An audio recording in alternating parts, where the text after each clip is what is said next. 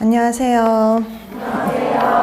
네, 만나서 반갑습니다. 여러분들과 앞으로 식품위생을 같이 공부해 나갈 김지연입니다. 자, 우리가 이제 45회 영양사 시험을 이제 대비하기 위해서 이제 식품위생학을 준비하려고 하는데요. 그러면 뭐 식품위생학 과목은 생리학이나 생화학보다는 좀 가벼워요. 네, 단순 암기 과목인 경우죠. 근데 이 단순 암기 과목이라도 어떻게 어느 부분을 좀 더 공부를 해야 될지, 그 다음에 이제 전체 여러분들이 우리가 왜 여러분들이 학부 시절에 책을 보면은 식품위생학 책의 범위가 되게 넓잖아요. 근데 그거를 다 공부할 필요는 없고 그 중에 좀 더 집중해서 해야 될 파트, 그다음에 뭘 위주로 공부해야 될지를 혼자 공부하기에는 조금 애매한 경우가 있어요. 그래서 그런 것들을 잘 정리해서 여러분들이 어떻게 어떤 방향으로 공부해야 될지, 공부해야 될 방향이라든지, 그다음에 공부할 내용들을 확 줄여드릴 수가 있어요. 그래서 이렇게 수업을 통해 가지고 여러분들이 식품위생을 한번 쭉 정리를 해두게 되면은요, 여러분들이 뭐 영양사나 위생사를 준비하는데 크게 도움이 되실 겁니다. 자, 우리가 우리가 지난 시간 이제 생리학, 생화학에서 우리가 한번 만났었기 때문에 우리가 이제 뭐 그 합격률이나 이런 것들은 다 설명을 드렸어요. 그쵸? 가장 이제 가장 최근, 10년 내에 가장 합격률이 낮았을 때가 재작년 43회 시험이었죠. 그래서 54.9%, 55%가 안 됐어요. 조금, 그쵸? 그 다음에 작년이 또, 근 10년 내에 가장 합격률이 어땠냐면 높았죠. 70%. 그래서 이렇게 너무 이렇게 70%까지 이렇게 갔던 적도 없고요. 그 다음에 55%, 최근 10년 내에 55% 이하로 떨어진 적이 없었는데 딱 그 두 번이 그랬어요. 그러니까 약간 그 난이도 조절에 약간 실패를 하지 않았나 싶어요. 그래서 보통 이제 50에서 60% 정도가 여러분들의 기본, 55에서 한 65%, 그 사이가 가장 합격률이 제일 많아요. 그래서 그 정도의 합격률을 보일 가능성이 높다라고 보시면 되겠고요. 그러니까 여러분들이 이제 준비하실 때 항상 말씀드리는 게 그거예요. 식품위생도 마찬가지. 여러분들이 뭐 기본적인 이론을 다 알고 계시면 어떤 문제가 나오든, 어렵게 좀 나오든 아니면 저기 구석에서 나오든 여러분들이 이론을 다 전반적으로 공부를 해두시게 되면 어떤 문제가 나오도 손쉽게 답안을 작성하실 수가 있습니다. 그 다음에 여러분, 우리 이 식품위생은요, 여러분들이 2교시 과목이었죠. 2교시 과목은 또 하나가 아니라 되게 여러 개로 구성이 되어 있었잖아요. 총 몇 과목이냐면 5과목이요. 2교시는요, 5과목으로 구성이 되어 있어요. 그래서 식품학 및 조리원리하고, 조리원리, 사신문항, 그 다음에 급식, 위생, 그 다음에 관계법규까지 해서 60문항. 그래서 총 100문항으로 구성이 되어 있거든요. 100문항 100점 만점인데요. 이건 85분 만에 다 푸셔야 돼요. 그러니까 85분 만에 다 풀고 답안까지 작성하도록 하고 있거든요. 그러니까 여러분들이 100문항이나 되는데 특히 또 급식은요, 계산 문제도 나와요. 그러니까 여러분들이 계산 문제도 풀어야 되죠. 그런데도 충분히 문제를 푸시고 답안 작성하고 확인까지 보통 다 하세요. 그러니까는 문제가 그렇게 되게 길게 나오지 않는다 보시면 돼서 바로 문제와 답을 찾는 게 금방 이루어지도록 되게 간단하게 시험 문제가 출제되는 경우가 되게 많아요. 그래서 보통은 이렇게 보기가 되게 길다든지 문제가 되게 길다든지 그런 거보다는 간단하게 물어보는 문제들이 대다수다라고 생각해 두시면 될 것 같아요. 그래서 여러분들이 식품위생 같은 경우도 다 알면 손쉽게 풀 수 있는 문항들이 많고요. 보통 요 위생은 14문항이 출제가 됩니다. 14문항. 그래서 항상 이제 지금 꾸준히 지금 벌써 이제 우리가 공개되고 이제 두 번째거든요. 공개된 건 이제 두 번째인데 항상 보면은 재작년에도 그렇고 작년에도 그렇고 항상 위생은 14문항 출제가 돼요. 그러니까 여기에서 60문항 중에서 급식이 가장 많은 부위를 차지하죠. 그 다음이 위생, 그 다음이 관계 법규의 순서다라고 보시면 돼요. 그래서 이게 좀 급식이 아무래도 더 중요하겠죠. 근데 위생 같은 경우는 14문항 정도. 근데 얘는 아무래도 간단하게 여러분들이 정리할 수 있는 것들 위주로 이렇게 시험 문제에 출제가 된다라고 생각하시면 되는데요.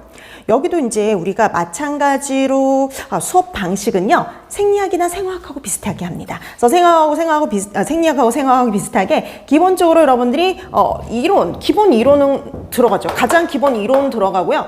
여러분들이 기본 이론에서, 그러니까 여러분들이 식품위생이라고 해서요, 되게 쉽게 생각을 하는데 가면 갈수록 파면 팔수록 어려운 게 또 식품위생인데요. 근데 우리 영양사에서는 그 정도까지는 원하지 않아요. 그런데 그래도 기본적인 단어들 있잖아요. 단어들을 조금 구별하시면 조금 식품위생도 마찬가지로 좀 쉬워질 수가 있는데요. 뭘 의미하는지.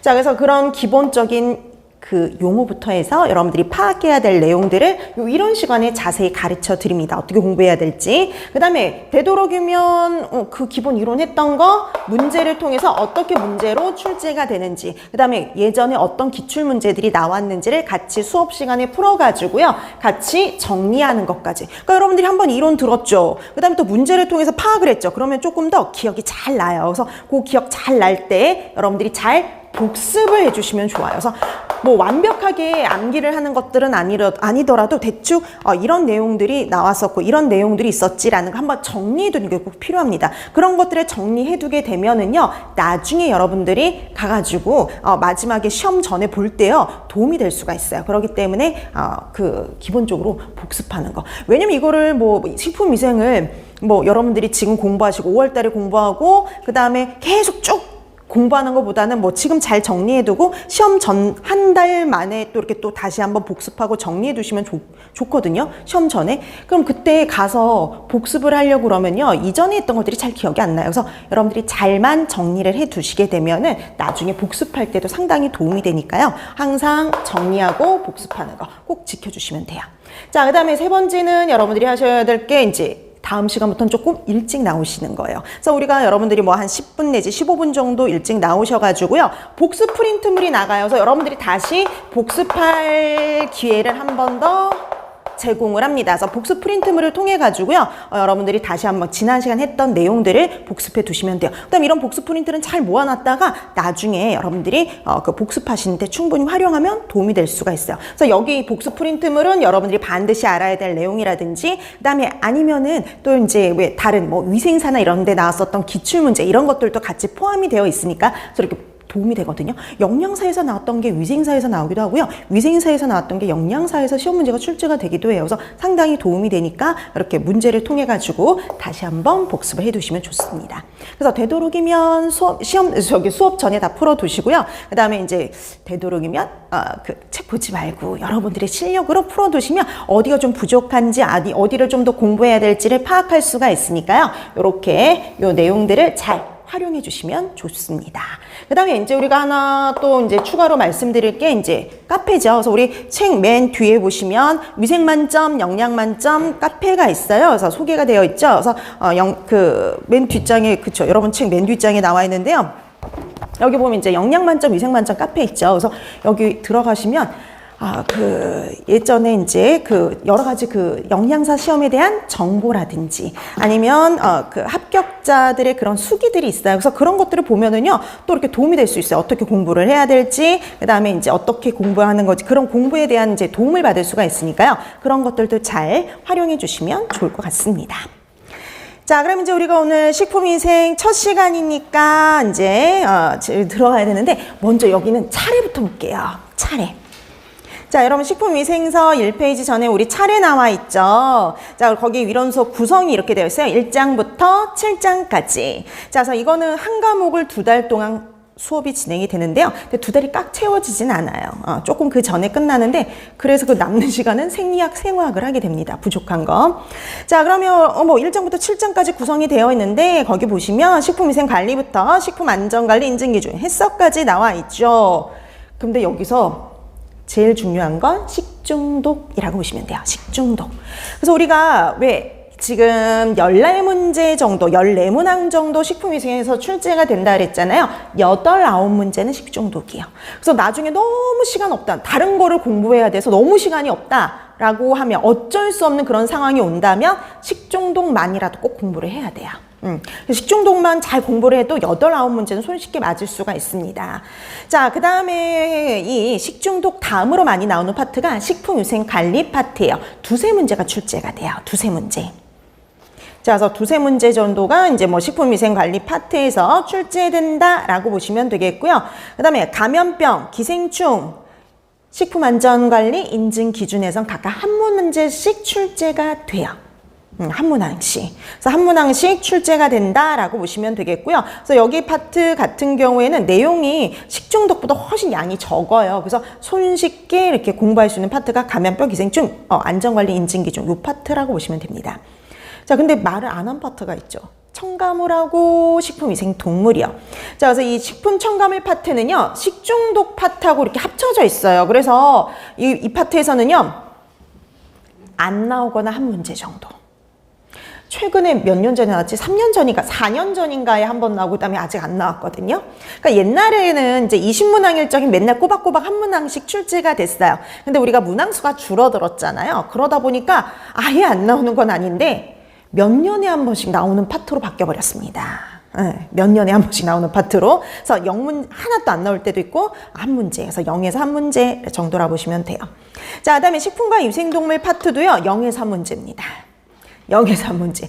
얘도 몇 년에 한 번 나오는 거예요. 몇 년에. 그러니까 매년 출제가 되는 파트가 아니라 몇 년에 한 번 출제되는 파트라고 보시면 되겠고요. 이렇게 몇 년에 한 번씩 출제되는 파트는 간단하게 정리를 해드릴 거예요. 요약 정리. 그래서 프린트로 이렇게 좀 간단하게, 식품 첨가물 같은 경우는 프린트물로 그냥 간단하게 정리하고 넘어가고요. 원래 식품위생동물 파트는 간단하게 정리되어 있기 때문에 뭐 그 내용이랑 그 문제 정도만 봐두시면 됩니다. 나중에. 자, 이렇게 해서 여러분들이 어디를 좀 더 집중해서 공부를 해야 될지가 파악이 됐죠. 그래서 가장 중요한 파트는 식중독이고요. 반드시 식중독 파트는 공부를 하고 시험을 봐야 된다라고 생각하시면 돼요. 그러니까 말씀드렸죠. 우리가 이게 그 40% 이상을 만지면 돼요. 그렇죠? 최소 40%. 그래서 근데 그 40%만 맞아가지고는 절대 합격을 할 수가 없다라고 말씀을 드렸는데요. 손쉽게 우리가 이게 성적을 올릴 수 있는 과목 중에 하나가 바로 식품위생 같은 과목이에요. 그래서 여기에서 충분히 점수를 따놔야지, 어느 정도 이렇게 좀 이렇게 충분히 점수를 따놔야지 다른 과목에서 좀 여유를 부릴 수가 있기 때문에, 그래서 여러분들이 식품위생 같은 경우에는 조금만 여러분들이 노력하시면 충분히 고득점을 올릴 수 있는 파트라고 그 과목 이렇게 생각하시면 될 것 같습니다. 그 중에서도 식중독 파트가 제일 중요하다, 이렇게 알아두시면 될 것 같아요. 자, 그래서 우리가 어떻게 공부를 해야 될지, 어느 파트에 좀 더 집중을 해야 될지 이렇게 파악이 되었으면 이제 본격적으로 이제 우리가 수업에 들어가야 되겠죠. 자, 오늘은 첫 시간이니까요. 식품위생 관리 파트부터 들어가도록 합니다. 자, 식품위생 관리 여러분 책 1페이지죠. 자, 1페이지인 식품위생관리 보도록 할게요. 자, 먼저 식품위생의 개념, 여기 파트부터 나오는데요. 식품위생의 개념 파트에서는 주로 시험 문제에 이렇게 나오는 파트가 위의 요인이요. 주로 여기 위생 개념에서 시험 문제가 출제가 된다라고 하면 식품의 위의 요인 파트에서 주로 출제된다라고 보시면 돼요. 자, 그럼 우선 식품위생의 정의를부터 확인을 해 보시는데요. 여기는 뭐 정의 파트는 한번 읽어 두시면 되는데 한번 보세요. 자, 식품위생법에 나와 있는 식품위생의 정의를 보면은요, 이 식품위생의 범위가 잘 나와 있어요. 그러니까 우리가 식품위생 이러면은 식품과 관련된 위생 이렇게 착각하기 쉽지만 거기에는 이런 것들도 다 포함이 됩니다. 식품 첨가물, 기구 및 용기, 포장을 대상으로 한다라고 보시면 돼요. 자, 그래서 식품위생이라는 거, 우리나라에서의 식품위생이라는 거의 대상은요, 거기 대상이 되게 잘 정리가 되어 있죠. 그래서 대상은 식품뿐만이 아니라 식품에 들어가는 첨가물, 그리고 기구, 용기, 포장이에요. 포장을 대상으로 하는 음식물에 관한 위생을 가지고 식품위생이라고 얘기를 하죠. 그래서 식품위생의 범위는요, 식품 첨가물, 기구, 용기, 포장을 대상으로 한다, 이렇게 보시면 돼요. 그래서 여러분들이 나중에 이제 식품위생 법규도 이제 공부하시잖아요. 왜 식품위생 법규에 왜 이런 말 되게 많이 나와요? 법규를 읽다 보면 식품 등 이렇게 되어 있는 파트가 되게 많거든요. 그 식품 등에 뭐가 생략된 거냐면 식품 첨가물, 기구, 용기, 포장이 생략이 된 거라고 보시면 돼요. 자, 그래서 얘네들은 항상 한 세트라고 보시면 되겠습니다. 자, 그 다음에 세계보건기구 WHO의 정의도 한번 볼게요. 자, 이 WHO에서는 식품위생을 어떻게 정의를 내려놓고 있냐면요. 식품의 생육, 생산, 제조로부터요, 인간이 섭취하기까지 모든 단계에서요, 식품의 안전성, 건전성, 완전 무결성을 확보하기 위한 모든 수단을 가지고 뭐라 부르냐면 식품 위생이다 라고 얘기를 해요. 자, 그래서 처음 우리가 생육하는 단계부터 마지막 인간이 섭취하는 단계까지 모든 단계에서요, 세 가지예요. 안전성, 건전성, 완전 무결성을 확보하기 위한 모든 수단이다 라고 보시면 됩니다. 자, 그다음에 식품위생의 목적이 나와 있는데요. 이것도 식품위생법에 나와 있는 목적이에요. 여러분 그 식품위생법규에 1조에 나와 있어요. 자, 그 보시면 목적은 뭐냐면 식품으로 인한 위생상의 위해를 방지하고, 그러니까 우리가 식품에 위해를 방지하는 거예요. 위생상의 위해를 방지하고 식품 영양의 질적 향상을 도모함으로써. 질적인 향상이에요. 그러니까 우리가 왜 단백질은 50g 이상 섭취해야 된다. 이거는 양적인 거거든요. 근데 얘는 질을요. 질적인 향상을 도모하는 겁니다. 그러니까 위해를 방지해서 질적인 향상을 도모하고요. 그다음에 국민보건 향상과 증진에 이바지하겠다. 이게 바로 식품위생의 목적이다라고 보시면 됩니다. 자, 그럼 제일 중요한 이제 위해 요인이 남았는데요. 이 식품에 위해가 될 만한 요인은 크게 3가지로 나눠서 여러분들이 구분해 두시면 됩니다. 우리가 어떻게 얘네들이 생성되었느냐? 생성 요인별로 구분을 할 수가 있어요. 자, 이런 위해 요인은 크게 3가지로 분류합니다. 어떻게 분류하느냐? 내인성, 그리고 외인성, 그리고 마지막 유기성 3가지로 분류해요. 자, 그래서 우리가 앞으로 공부할 것들을요. 그러니까 우리가 이제 식품상의 위해 요인들을 되게 여러 가지를 공부해요. 식중독도 공부를 하고 감염병, 기생충 이런 것들을 다 공부하는데 그런 것들이 다 식품상의 위해 요인입니다. 위생상의 위해 요인들이에요. 근데 이런 위해 요인들을 내인성, 외인성, 유기성으로 구분하실 수 있어야 돼요. 자, 여러분 내인성 하면 이렇게 생각하시면 돼요. 내인성, 식품 자체가 문제예요. 식품 자체. 자, 그래서 식품 자체에 유독, 유해 성분이 함유되어 있는 경우예요. 그럼 식품 자체에 유독, 유해 성분이 함유되어 있는 경우가 있어요. 대표적인 거 보고독이요. 보고독 같은 경우 우리가 집어넣은 게 아니라 얘 자체, 보고 자체에 함유되어 있는 독소죠. 자, 그래서 보통 이런 식품 자체에 해당이 되는 내인성에 해당이 되는 건요. 우리 나중에 공부할 자연독들이 여기에 해당이 돼요. 식물성, 그다음에 동물성, 자연독들이요. 그래서 식물성, 동물성, 자연독들이 여기에 해당이 돼요. 그래서 여러분 식물성 자연독이 가장 대표적인 거. 싹이랑 감자에 들어있는 뭐 있어요? 네, 맞아요, 여러분. 솔라닌 이런 애들. 그다음에 독버섯에 있는 독버섯에 있는 독성분들. 이런 것들이 식물성 자연독이죠. 자, 그다음에 동물성 자연독이 가장 대표적인 거 아까도 얘기했던 보고독 같은 경우요. 보고독이라든지 그다음에 조개독. 이런 것들이 대표적인 동물성 자연독에 해당이 되죠. 자, 그래서 이런 식물성, 정물성 자연독들이요. 원래 식품 자체에 함유되어 있는 독소들입니다. 자, 그 다음에 여러분 생리작용 물질들이 있어요. 자, 이 생리작용 물질은요. 식품 중에 들어있는 성분들인데 우리가 섭취했을 때 문제를 일으키는 애들이에요. 그래서 여러분 거기 책에 보면 뭐 변이원성, 항효소성, 항비타민성 이런 식으로 되어 있죠. 항자 붙은 애들이에요. 항갑상선 이런 식으로. 자, 그 다음에 한 가지가요. 알레르기를 유발하는 물질들이에요. 알레르기를 유발하는 물질, 알레르겐. 그러니까 여러분 왜 복숭아 이렇게 먹으면 알레르기 막 올라오는 사람들 있죠? 그런 걸 말하는 거예요. 그거 원래 식품에 들어있는 성분이잖아요. 자, 그래서 사람들에게 알레르기를 유발하는 이런 물질들도 내인성 이렇게 보시면 됩니다. 자, 그래서 원래 식품 자체에 유독, 유해 성분이 함유되어 있는 경우는 내인성 이렇게 분류를 해요. 자, 그 다음에 외인성 볼까요? 자, 외인성은요 원래 식품 자체에 들어있는 게 아니라 외부로부터 들어온 경우예요. 외부로부터.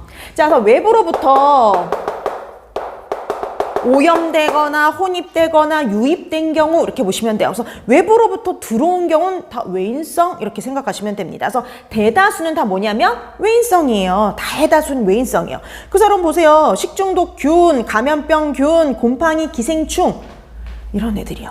그러니까 뭐 균이라든지 그 다음에 뭐 곰팡이라든지 기생충이라든지 이런 애들이요. 얘네들 외부로부터 들어온 거죠. 원래부터 식품에 들어있었던 게 아니라 오염되어서 들어온 성분들입니다. 그 다음에 화학성분들. 우리 화학성 식중독에서 배우는 또 대다수도 외인성에 해당이 돼요. 그래서 대표적인 게 유해 첨가물.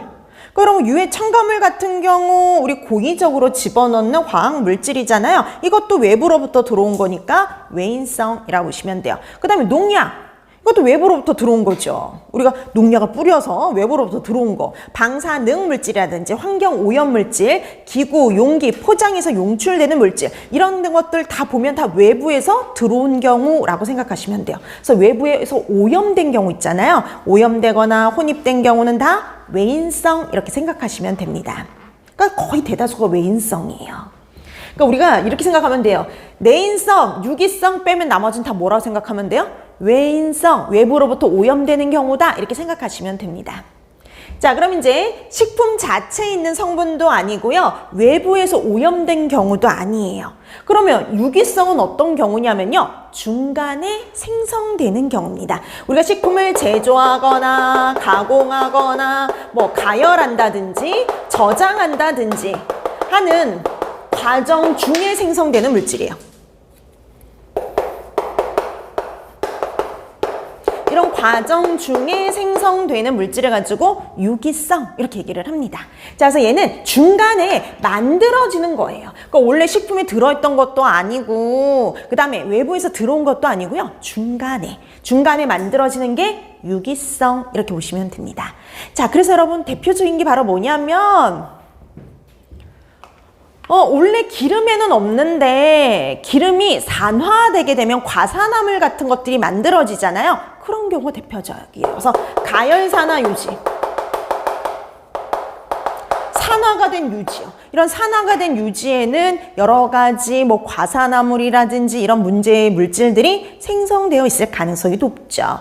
자, 그 다음에 이제 우리가 또 앞으로 배울 것 중에 뭐가 있느냐면 우리 보니까 햄이나 베이컨을 제조할 때 만들어지는 발암성 물질도 있어요. 그럼 햄이나 베이컨을 제조할 때 만들어진 발암성 물질 니트로사민. 자, 그 다음에 우리 또 어떤 것들도 있냐면요. 물을 염소 소독할 때 만들어지는 발암성 물질도 있어요. 자, 그게 바로 뭐냐면 트리알로메탄. 자, 그 다음에 또 뭐가 있냐면 대표적으로 탄 음식이요. 우리가 왜 탄 음식 먹지 말아라 라고 얘기하는 이유 중에 하나가 이 탄 음식에 발암성 물질이 있거든요. 이 탄 음식에 있는 발암성 물질인 벤조피렌. 자, 그 다음에요. 또 보면 어떤 것들이 또 대표적이냐면 우리 왜 감자 같은 감자를 튀길 때 만들어지는 물질도 있거든요. 감자 같은 전분 식품을 고온으로 가열할 때 생성되는 유독물질인 아크릴 아마이드. 자, 이런 것들이 대표적인 유기성 유해 요인 이런 거라고 보시면 돼요. 그러니까 이거는 이제 나중에 우리가 화학성 식중독에 가서 이런 애들을 다 공부를 할 건데요. 얘네들은 다 단독적으로 다 시험 문제에 출제됐던 것들이에요. 자, 그래서 보니까 유기성 유해 요인은 중간에 만들어지는 물질. 그러니까 원래 식품에 없던 성분이에요. 식품에 없던 성분인데 우리가 뭐 식품을 제조하거나 가열하거나 가공하는 과정 중에 생성될 수 있는 물질들이다. 이렇게 보시면 돼요. 자, 그래서 이런 것들이 대표적이다라고 생각해 두시면 되겠습니다. 자, 그래서 우리가 이제 앞으로 공부할 내용들을요. 이렇게 내인성, 외인성, 유기성으로 분류하시면 될 것 같습니다. 그래서 최근에는요. 그 외인성 유해 요인을 찾아라 라는 시험 문제가 출제가 됐었어요. 자, 이렇게 해서 여러분들이 식품의 유해 요인을 이렇게 세 가지로 구분하실 수 있으면 되겠습니다. 자, 그 다음에 이제 뒷장을 넘기면은요, 이제 뒷장에서는 미생물의 종류와 특성에 대해서 나와 있죠. 자, 그래서 우리가 미생물의 종류와 특성에서는요, 기본적으로 미생물에 대해서 알아두시면 되는데, 여러분 왜 미생물 하면 여러 가지 종류가 있잖아요. 세균, 곰팡이, 효모 여러 가지 종류가 있지만 그 중에 여러분들이 중요하게 공부해둬야 될 건 세균이에요. 그러니까 우리 부패와 관련된 거, 그다음에 식중독과 관련된 거, 감염병과 관련된 대다수의 애들이 세균이에요. 그래서 여러분들이 세균 위주로 공부를 해두시면 되겠습니다. 자, 그럼 이제 하나씩 가야 되는데요. 이제 첫 번째, 자, 미생물의 종류와 특성 가장 먼저 세균부터 보도록 할게요.